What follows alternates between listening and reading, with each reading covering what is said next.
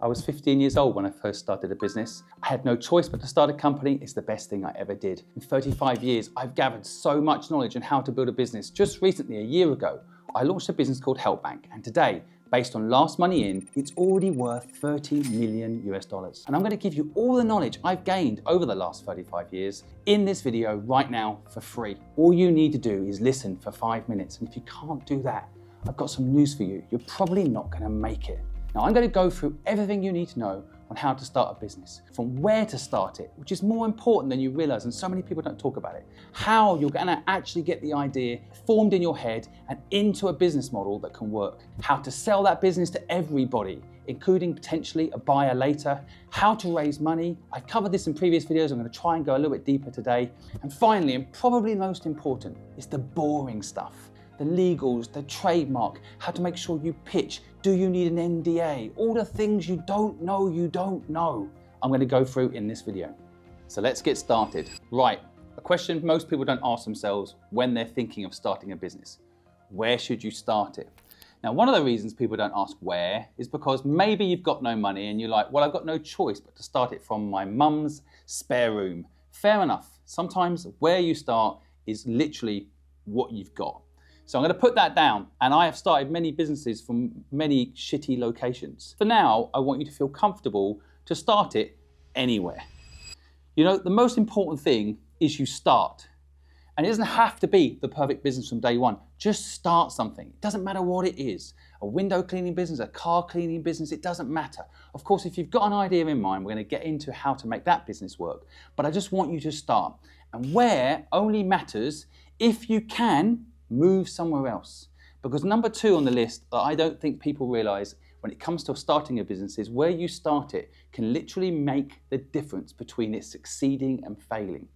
So, for example, Mark Zuckerberg moved to San Francisco to make Facebook work. If he hadn't have done that, it probably wouldn't have worked. Why?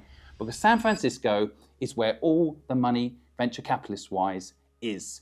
It still is today, as it was when Mark Zuckerberg was building Facebook. It's the place to go to raise money. Now, not every business needs to raise money, but if you're not in the right environment to make your business thrive, it probably won't. Now, number 3, where?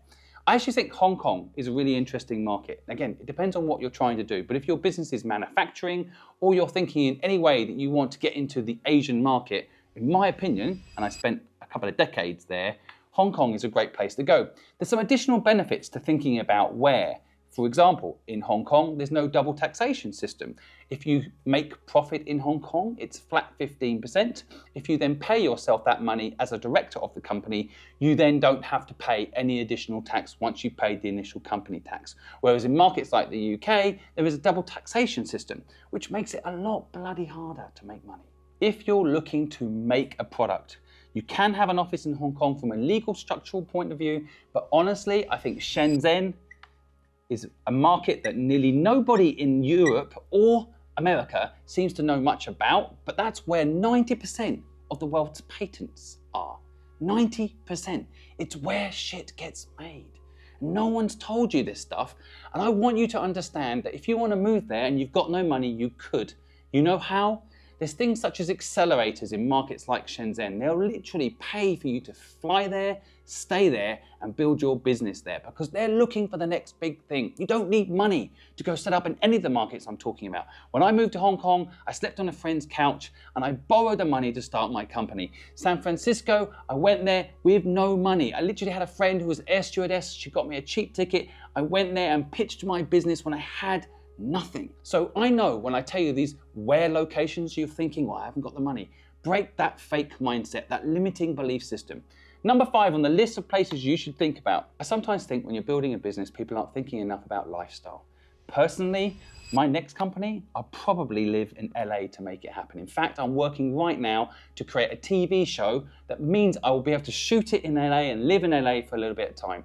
I think all of these markets, if you're smart, would be part of your business. So for example, manufacturing in Shenzhen, your legal structure probably in Hong Kong, your fundraising arm of your business probably in San Francisco. And in this day and age, with all the ability we have to do nearly everything online, there's no reason why you can't be operating in all these markets. I will also say A lot of people tell me it's so expensive to live in London or live in San Francisco or even live in Hong Kong. And yes, these are expensive places to live, but you can live there cheaply, and they're expensive for a reason, because it's where the people with money, both clients to spend and people to invest, live.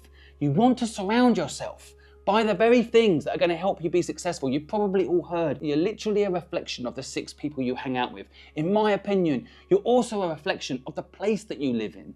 If you're in a place that doesn't encourage innovation, the people around you don't think that innovation is exciting, to do something cool is interesting, then you won't do it. You'll get some shitty job in a bank and you'll die there. Number 6 on the list, I'm going to say places like Dubai, Bali, Thailand. All of these have their different variations of benefits depending on why you might move there. Dubai right now is 0% tax. It's pretty interesting in the Web3 space if you're looking to get into that world of blockchain. Bali is lifestyle. It is again on a nomad visa, 0 tax for a short period of time. But outside of the technicalities, it's actually a beautiful place to live and work. And great lifestyle businesses are coming out of that part of the world. And then finally, Thailand. I think for manufacturing, it's one of the most underrated locations in the world. Having spent lots of time in China itself, China's pretty hardcore, whereas Thailand is fun and you can do some pretty interesting things on the manufacturing side there. So all of these markets, frankly, the whole world is open to you. What I want you not to do is get stuck in the location you were born in. Not going out there in the world and realizing there's so many different ways to build a business should start with where should you live. As crazy as it sounds, no one's ever told you that before, because I know it to be true. I moved to Hong Kong when I was 23 years old, and I honestly think I wouldn't be a multimillionaire today if I hadn't.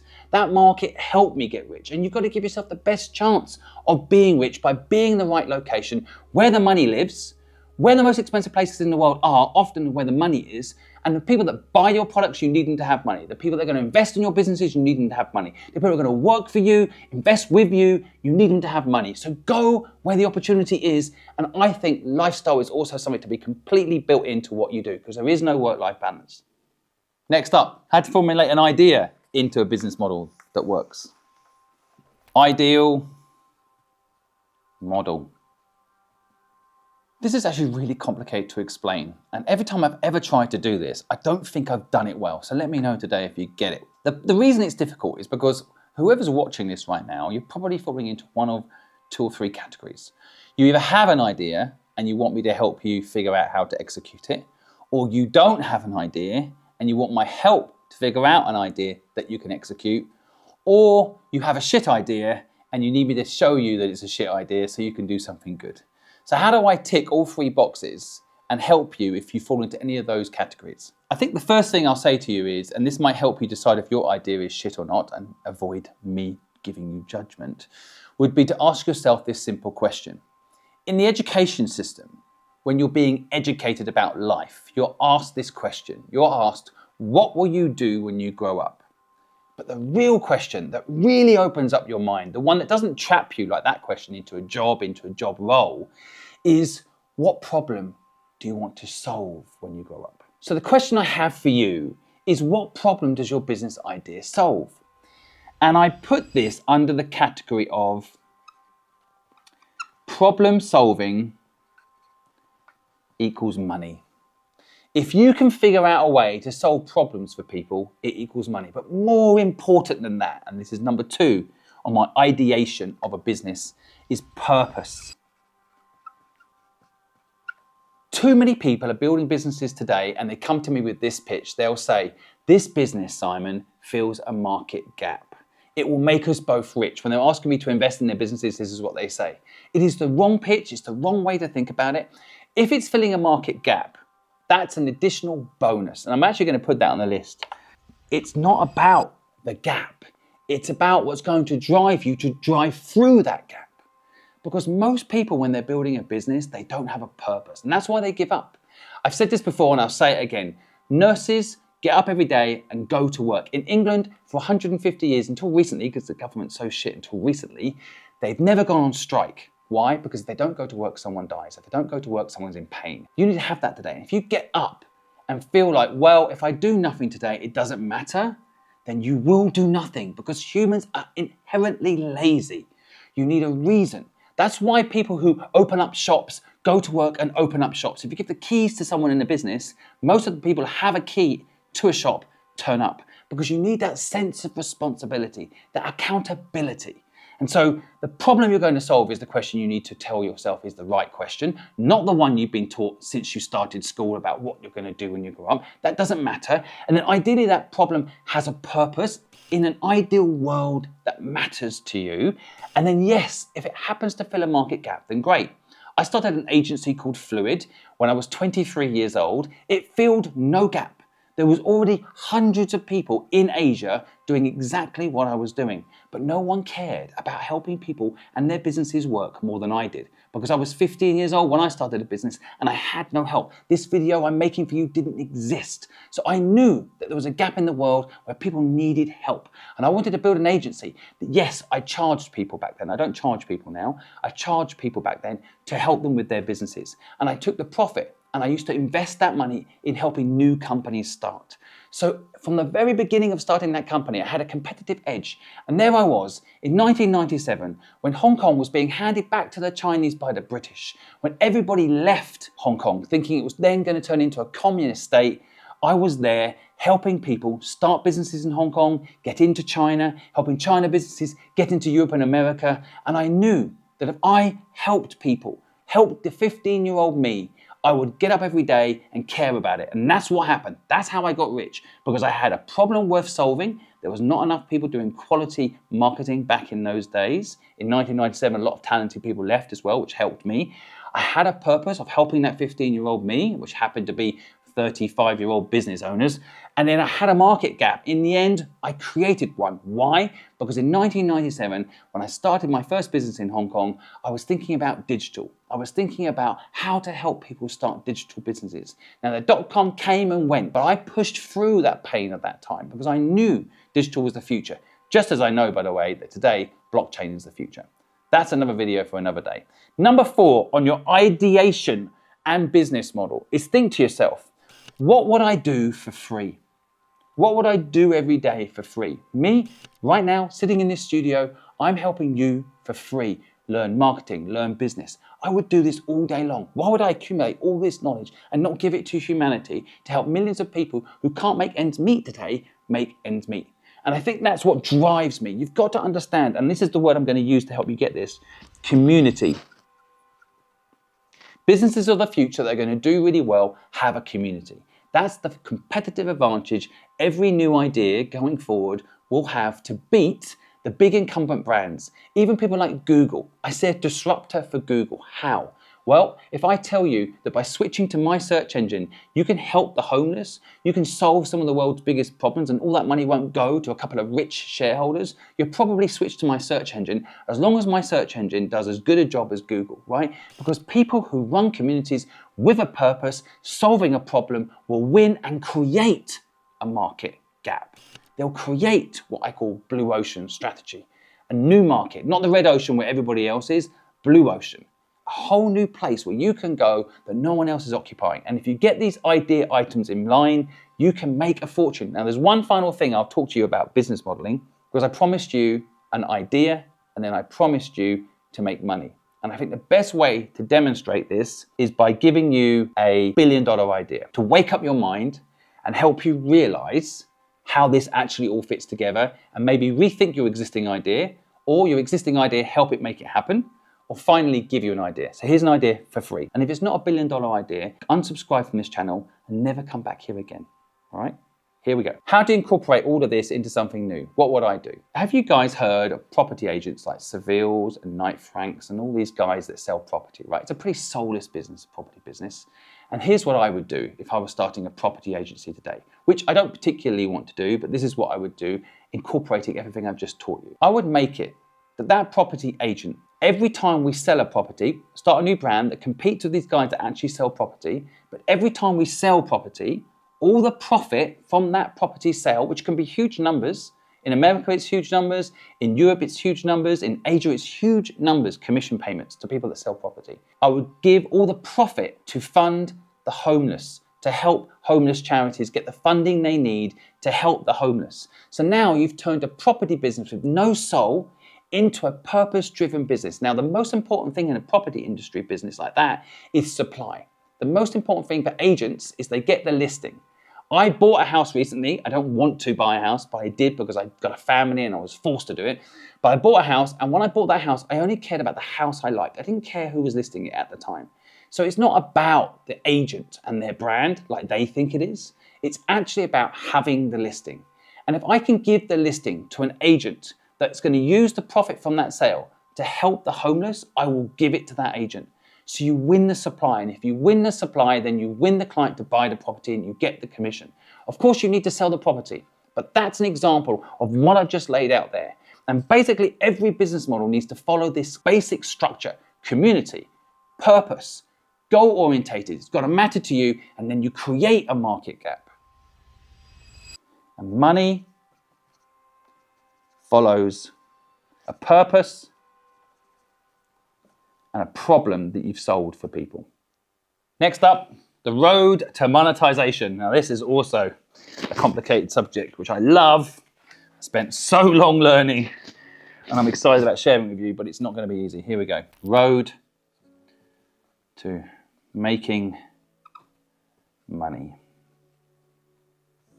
Number one on the list, get your fucking costs down. You know, too many people have built up debt. They've been sold shit by clever marketing companies, stuff you don't need. If you've got a brand new car, sell it, get a 3-year-old car. Or better still, walk. Get your costs down. The system doesn't want you to get your costs down, but it's actually really simple. The lower your cost, the more freedom you have. Every time you buy that car, think about it. If it's costing you £500 a month, how many hours do you have to give up of your life each month for that shitty car? Don't do it. Get your costs down.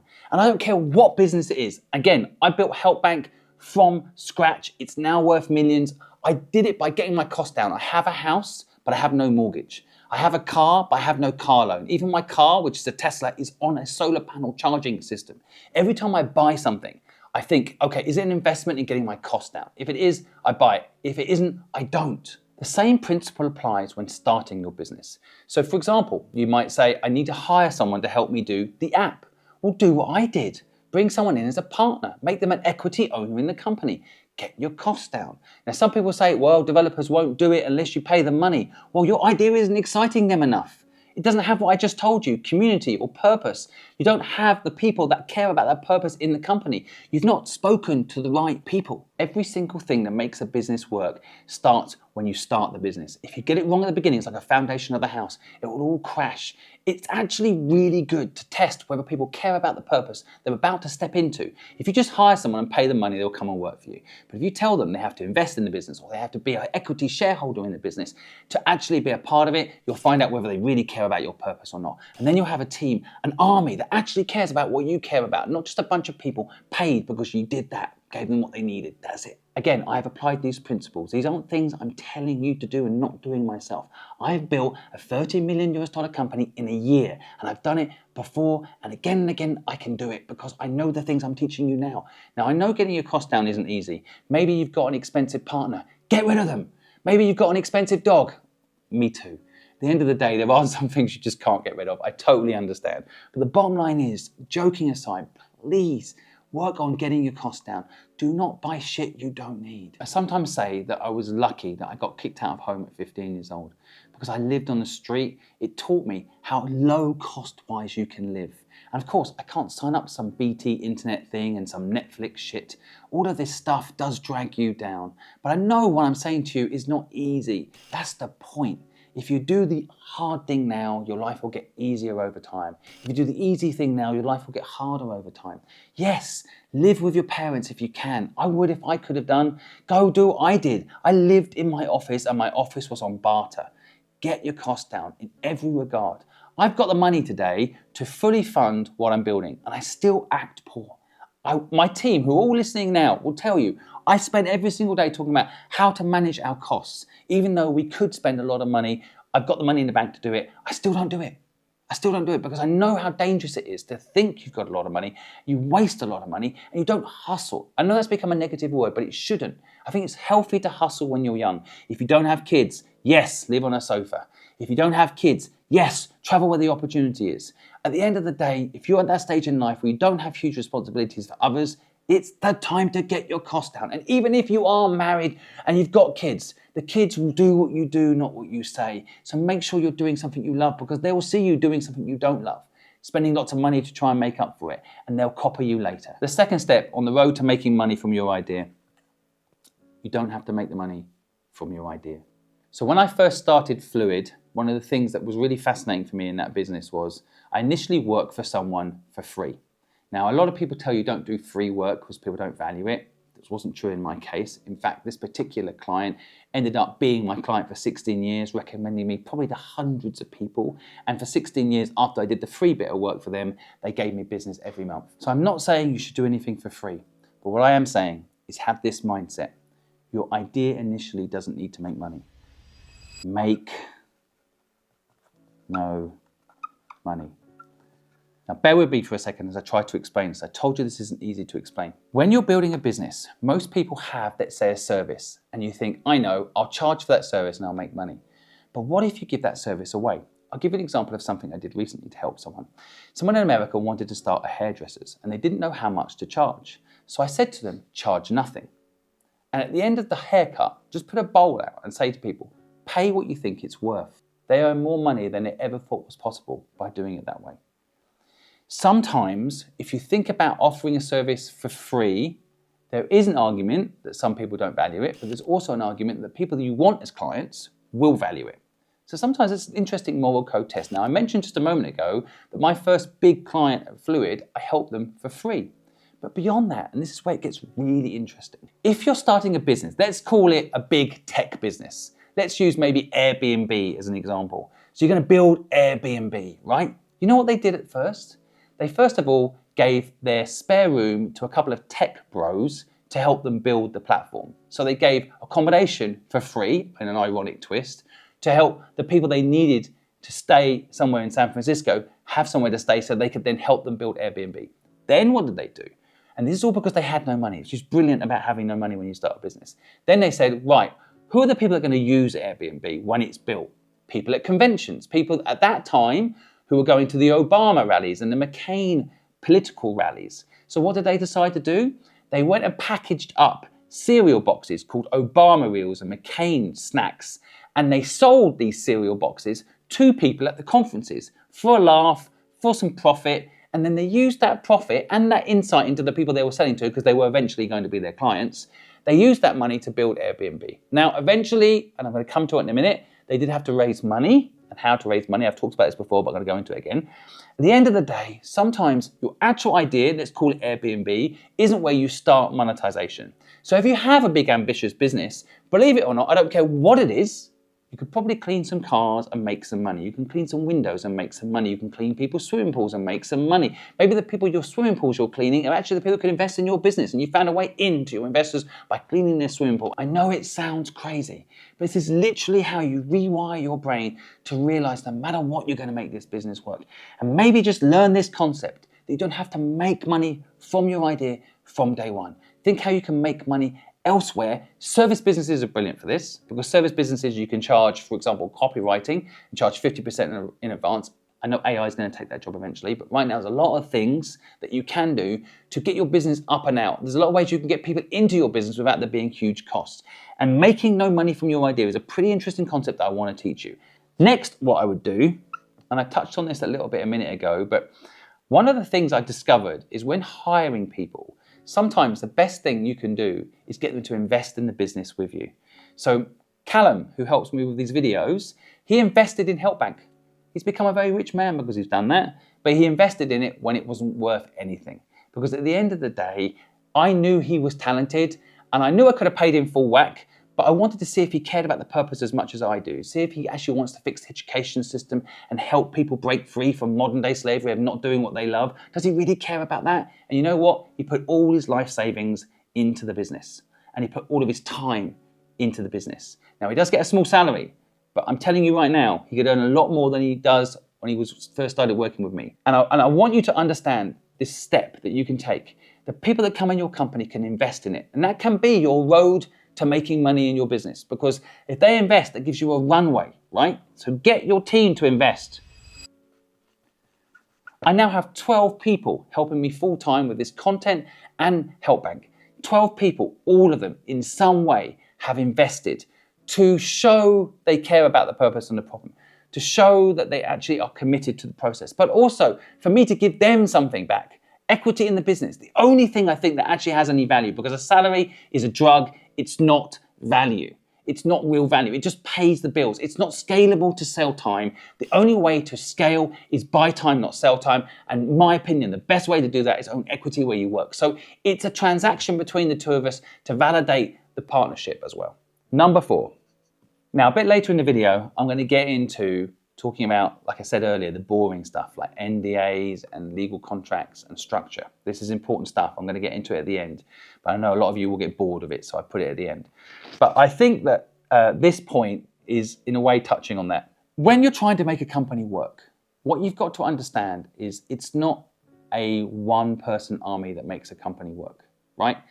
What you've got to think about, look at your competitors and think to yourself, can I work with them? I know it sounds crazy. It's counterintuitive to everything you've probably been taught, but it's absolutely fucking true that nearly all of the businesses that I've made work, at some point, I ended up partnering with my competitor. So at Fluid, my competitor was Ogilvy and Leo Burdett. Ogilvy actually asked me to take what they had as a conflict client off their hands. In other words, they had a client they couldn't handle and they passed it to me. And the only reason they passed it to me was because I made a relationship with the CEO. I became friends with them. I didn't see them as competitors. I saw them as comrades. Everybody else saw them as competitors. It's a mistake to think that way, especially if they're solving a big problem that you care about too. Now, Elon Musk, when he was doing X way before it was called Twitter, and he started a business that was exactly the same as PayPal. But he looked at what Reid Hoffman and Peter Thiel and the PayPal mafia were doing at PayPal, and he joined them. He closed down his company and he joined them because 1 + 1 = 11. I've said this in other videos, and I know you may have heard this before from me, but it's just such a fundamental thing that no business school teaches, that no entrepreneurs seem to share. It's so crucial to my success, and I want you to know it's important to yours too.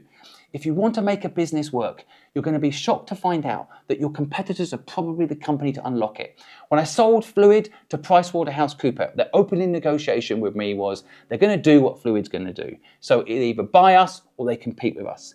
Now that was a scary intro to a potential partnership, right? But the truth is, it's better for them to partner with us because they remove a competitor from the market. And it's better for us to partner with them because, one, I personally made a lot of money out of it, which is one definitely good reason to partner up. But the other reason is they had global offices. At that time, I only had 3 offices. They have 50. So they can expand it in a way that we can't. But we have the case studies and the history. It would take them years to get up to the same standard that we were at in that particular sector, right? They're a world-class company, in case they're listening. They're a world-class company in their field, but in the creative industry, which I was in, they were just a baby. So to buy us, they save time. So I want you to see this, and I want you to understand that if you learn this 1 + 1 = 11 methodology, you can get successful quicker, and you can make money quicker, because I can spend a decade promoting Fluid to get the client that Ogilvy gave me in one phone call, in one simple, kind gesture. If Ogilvy are recommending my company, I get all the halo effect of that company's respect as a brand, right? So that takes me on to point 5, which actually is similar to point 4, but there's a nuance I want to make sure I get across to you. Your road to making money, obviously, you need clients, but I don't think people think enough about getting partner clients. So I have opened up offices for my businesses based on my client wanting us to be in that market. So you might think you have to go and open up an office and set it all up and then pitch to get clients. The truth is you can expand with a client. I don't think people think about this enough. If your client is your partner, if you're doing a good job for your clients, whoever they are, they will fund your expansion. Now, this can be a community that funds your expansion, or this can be an individual brand or partner. But people don't know this. I just literally interviewed someone that done 4 years business school, and they don't know this concept, right? Partnering up with your client, to most people, sounds dangerous. And there is one pitfall to it. If, for example, you're a software development agency and you work with banks, and you get one client as your investor or your partner, the other banks might be pissed off, right? So you have got to be careful. But that being said, you can have sector-specific partnerships that mean, yes, the bank can have 6 months exclusive if they invest in you. That's perfectly normal. I have had arrangements with partners in the past where they are my exclusive partner for 6 months because they invested in me to open up in another market. That's what you can leverage, right? Why not? They're going to fund your opening of an office. Why not be exclusive to them for 6 months? It's not a big deal. Just put those restrictions in. Now, I'm going to talk about some legal stuff in a minute because you are going to need to know that stuff to make all of this work. But the final thing I'm going to say on the road to making money, the road to making money requires you to say no. Too many people, especially when they're building a business, will accept every client that comes. What you need to do is learn to say no, but in a polite way. There's a couple of ways to say no and be sure that you should be saying no. First is set very clear payment terms. Most businesses fail because of cash flow problems, not because of sales problems. Make sure that you get decent terms. Now, initially, when you're hearing this, if you're a new business, you might be like, well, that client dictates the payment terms. No, you dictate the payment terms. Be strong. I'd rather you stayed small with a proper cash flow business that isn't going to get into trouble than grew too big and have a cash flow problem that brings you down. Grow slow. If you go up too quick, you come down quick, right? Build a cash flow business where you can trust the person's going to pay you. Do tight credit terms. For example, no more than 15 days and a 50% deposit on signing of any agreement. But also saying no in everything I've mentioned here. No to the wrong staff, no to the wrong partners, no to the wrong clients. Saying no is one of the most important skills you can learn in business, because when you're building something and you're watching this video because you want to build something or you're trying to build something, we all will say yes to try and make it work. The hardest thing is to say no. Learn to say no. Make sure you shut out the people that could eventually destroy your business. I have a really good friend who's built an incredible business. He got the wrong investor in. He's an investor that no one else likes. And now later investors, the big boys, will not get involved in his company because he brought the wrong investors on board. And it fucking annoys me because I should have told him, like I'm telling you, don't get the wrong people involved in your business. Say no, especially at the beginning. It's the foundation of your business. If you say yes to the wrong person, it will all get fucked up. Next up, a subject I like: selling a company and raising money.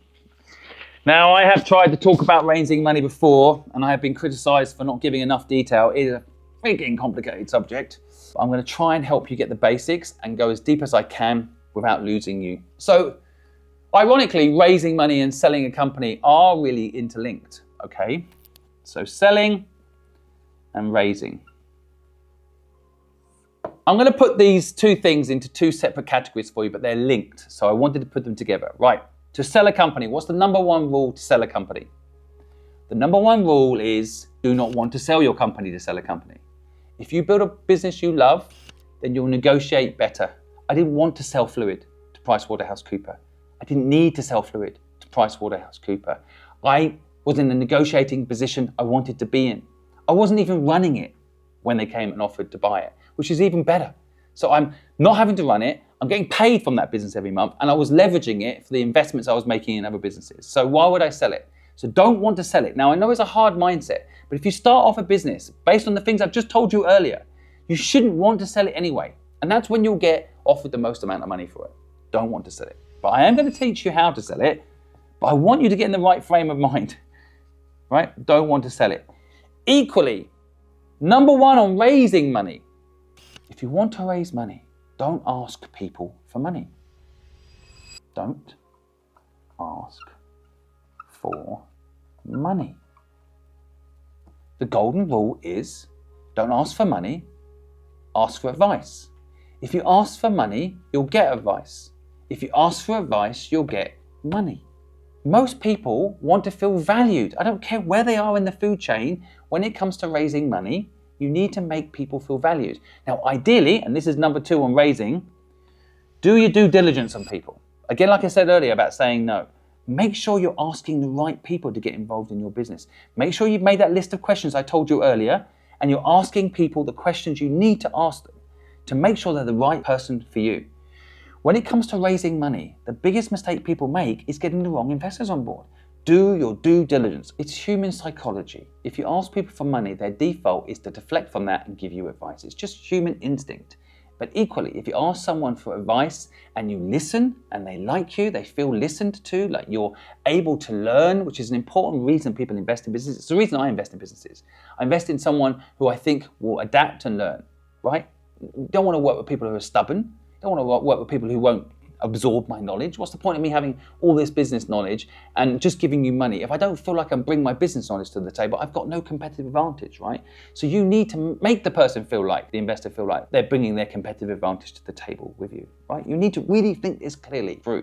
And so many people don't. They dive straight in there with, they've watched Dragon's Den way too many times. They're like, £50,000 for 10% of the business. I mean, Dragon's Den is such a bad way of learning business. I know a lot of people learn business from shows like Shark Tank and Dragon's Den. It's such a bad way to learn because it's the last thing you should ever talk about. In fact, you want them to ask, well, look, I love your business. I think I can add value. How much do you want? You don't even want to say it.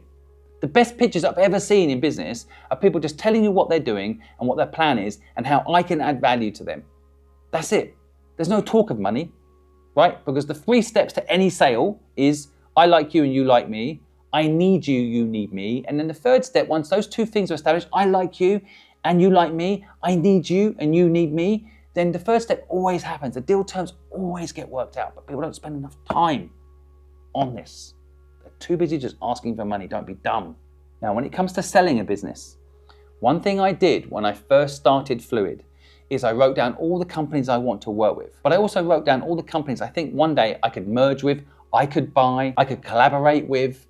And I also made sure that those companies were on my mailing list, were involved in my marketing, saw what I did. In fact, for one particular company who I was targeting, I did an ad campaign around their office. I took a billboard around their office because I knew one day they'd want to work with us. And when they walked outside and saw our billboard, they'd be like, wow, that company is serious. I just did one billboard outside their office. But they didn't know that. They thought I did a billboard campaign all across the city. Point is, get in front of the people you want to sell to. Make sure they notice you. Make sure the people that you're trying to sell to notice you, right? And it might, in Fluid's case, it was 16 years from the time I started it to the time I sold it. I didn't want to sell it even then. But the point is, everybody who could buy me, everybody that I could buy, they knew me. I targeted them just as I did my clients. Again, selling and raising a link. So I'm now going to jump back to raising because there's links to this. These people that could buy your company, that could be a partner with you, they're also potentially your investors. Over the years of all the companies I've built, a lot of the clients I've been working with offered to invest. Equally, a lot of my competitors offered to buy. So if you look at history, it'll always tell you the future. You look at the history of Tesla. A lot of car companies actually invested in Tesla. Some famous people sat on the board and then went away and did their own electric car companies, right? So there's all sorts of reasons why people do this, and I'm going to go into the legal stuff you need to do later to protect you from that sort of issue. But the point I'm trying to make here is, on the raise side, also connect in every way you can to companies that could invest in you, could acquire you. Some of the best businesses raise money from people who will eventually buy them. Microsoft has just invested in OpenAI. That's the beginning of a purchase, right? And there's also, from OpenAI's point of view, a partner and a client. So what I'm teaching you here is being done in the real world at billion-dollar level scales. It's obvious stuff to me. I just want to make sure you know it because I don't know if it's obvious to you.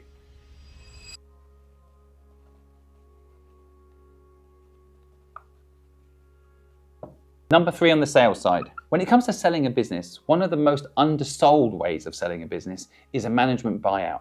I have actually done this a few times. I've let my team buy the company. I actually think this is a really exciting way of also building a company. It's one more option for the people that are working with you to own where they work, which I think is crucial in life. So think about your team and think about bringing in people that can eventually potentially buy your business. So in my previous companies, I brought in very high profile people who worked in the business, but I knew they had the capability of raising the money to go and buy the whole business. And that's what they've done. And I want you to know this concept. And again, team also links to raising money.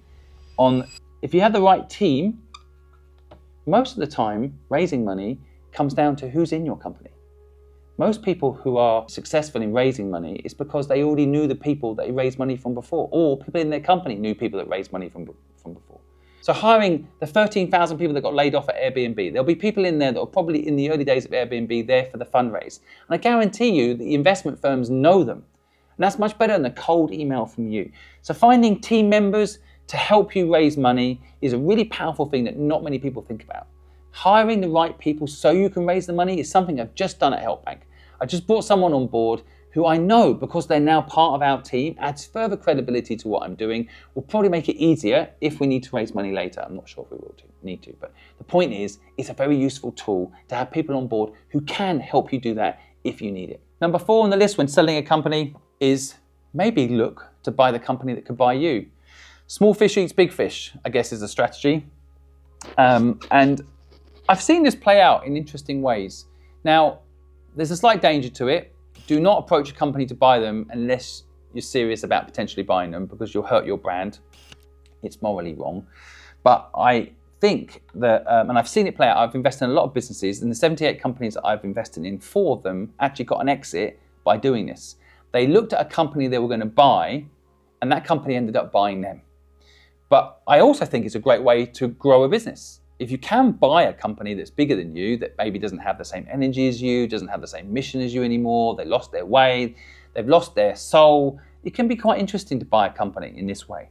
But I'm assuming you're a small fish buying a big fish. Of course, if you're a big fish, they do that all day long. Google survived today, the big companies like Amazon survived today because they keep eating up the companies that could eat them. These little companies could eat them. They know what happened in the past. Google ate Yellow Pages, Netflix ate Blockbusters. At one point, they were the small fish and they were the big fish. And now they know they better eat up the small fish to stop them becoming the big fish that eats them. But it is interesting to think about, small fish buys big fish. Now you perhaps see why selling a company and raising money for a company are interlinked. Of course, your cap table, the shareholders in your business, will also affect whether or not someone buys you or not. I've seen it play out time and time again where a company will not buy a company, or you can't even list your company because you've got the wrong shareholders in the early days that haven't done their accounts right, for example, or aren't following ethics that match with your clients' needs and expectations. So make sure you follow your ethics, make sure you're very clear on what your moral code is, and don't let anybody into your business that isn't right, either on the buy side or on the investor side. Okay, next up is legal and accounts. Now, I think it's important in business to, especially if you're giving advice, to know what you're good at and know what you're not good at. I would say that legal accounts, something I've been involved in for 35 years, is not something I'm brilliant at. So what I've asked is the best accountant I know, the best legal advisor I know, the best trademark lawyer I know, to actually put a document together down below in the comments, giving you all the information you need to know. Please don't be lazy. Go read that stuff. Understand the fundamental importance of this stuff. But I'm going to give you a couple of quick pointers before you have to go and read that stuff, right? The first thing I'll say, for things like NDAs. NDAs is a non-disclosure agreement. You're going to need things like this to protect you from bad players, people that might steal your idea, that's one type of NDA, or people that might go and share your private information about your business. If you've pitched it to them, they could steal it. I'm going to say something to you now that's kind of counterintuitive to the documents that you're going to read down below. And this is more like experience on top of legal. My lawyer is my lawyer because he said something that I believe is so true. He said, paper will always accept ink. What that means is, if someone wants to rip you off, they will. If people want to steal your idea, they will. How do you make sure, for example, that someone doesn't steal your idea? Execute. Do the idea. Go fast. Build. Do everything I've just told you to do. An NDA sometimes can cause offense to some people. I don't sign NDAs myself because you either trust me or you don't. You've done your due diligence on me, as I told you earlier in this video, or you haven't. You know what I'm like or you don't know what I'm like. You don't let me in if I'm not the right person. You say no. You're not doing due diligence if you're thinking about doing an NDA. And at the end of the day, all of this legal paperwork, there is an element of take it with a pinch of salt. Do it. To dot the I's and cross the T's, you should do it. Listen to the people I've lined up that have a lot of experience who put the documents down below together for you for free. The point I'm trying to make here is an NDA is one example. And you're going to need structure to protect you, but use your common sense. Be careful. And if you're going to share an idea with someone, go for it. Make sure you're ready to execute it so they can't catch you up even if they copy it. That's the best sort of the legal defense you're ever going to have, is executing better than them. Number 2, accounts. please get this stuff right. Register your company properly. Make sure you follow all the rules each year. I know the system wants to fuck people up when it comes to business, but please, please, please follow it. Do the paperwork correctly, because if you don't do shareholders agreements correctly, if you don't do accounts correctly, then you won't get investors later. You won't be able to sell your company easier later. Just do it properly. Get into a habit. Accounts is just a habit. Right? I can talk to the emotional side of accounts. The physical side of accounts, the document down below, but the emotional side is every single day, take 10 minutes out to collect your receipts and do things properly. Do not muck around with this stuff. Get it right. Take it seriously. Now, maybe you're an accountant hearing me say this and you're like, yes, don't worry, Simon, I'm taking it seriously. But I bet a lot of people that are watching this content on YouTube don't take it seriously enough. I made the mistake of not taking it seriously in the olden days, back before the war. And I'm telling you right now that stuff fucked me up. So get it right. And the document down below, I put together with the best in class to help you do it. Focus on your accounts. And number 3, I'm going to say this to you, this final thing. If you speak to a lawyer, they're going to tell you to patent this and do that and do this, to do all these things to protect you. And you should definitely think about all of these things. There's only really one thing that I genuinely believe you need to make sure you do from all this legal stuff. And that's get your trademark. Now, I don't own a trademark company, and my trademark lawyer gets more work from me than anybody else in the whole of the UK, is his last words to me. I am his #1 client because I know that is a critical point of failure for your business if you don't do it right. You may have come up with a name sitting around a table and you love it. You might think it's the best name in the world. Someone else owns it, you are fucked. Go trademark your company. It doesn't cost a lot of money. If you don't use a trademark lawyer, it costs about £300 to go register it on a trademark registration in the UK. In the US, it's similar. It's all open. The government systems are run by governments. So they're useless, but when it comes to those sorts of things, they actually do it quite well in most countries. Go online, trademark your company name, ideally in every market you operate in. But to keep costs down, at least in the market where you're accepting the money, get your trademark. Do not risk this. This is the one thing in legal I don't muck around with. If I start a business, I own the trademark. Then I can launch and no one can take your business from you. But if you don't get the trademark, someone else has it. They can do something called passing off. Your business will have to shut down. You'll have to pass all previous profit and income to that brand owner. Do not muck around with this stuff. Get it right. Documents are down below. Good luck, folks. I'm going to go eat some chicken now. I'm bloody hungry. I hope you enjoyed this video.